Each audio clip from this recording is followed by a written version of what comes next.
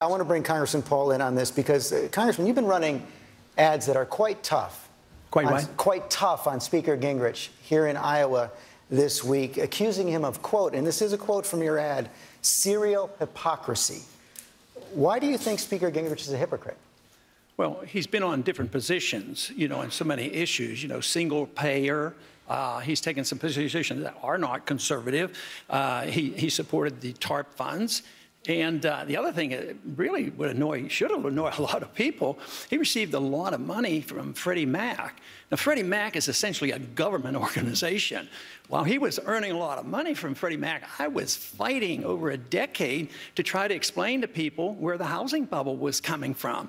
So Freddie Mac gets bailed out by the taxpayers. So in a way, Newt, I think you probably got some of our taxpayers' money. They got money out, and they're still getting bailed out. But you were a spokesman for them, and you received money for them. So I think this is something that the people ought to know about. But there's been many positions, and you have admitted many of the positions where you have changed positions. But if you were looking for a consistent position, I think there's be a little bit of trouble anybody competing with me on consistency over a long period of time.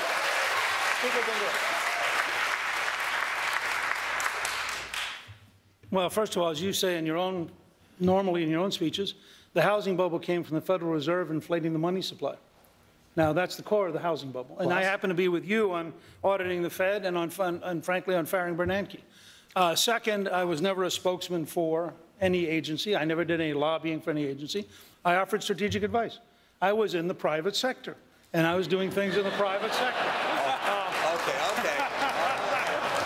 K Street, not the private sector. And when you're in the private sector and you have a company and you offer advice, like McKinsey does, like a bunch of other companies do, you're allowed to charge money for it.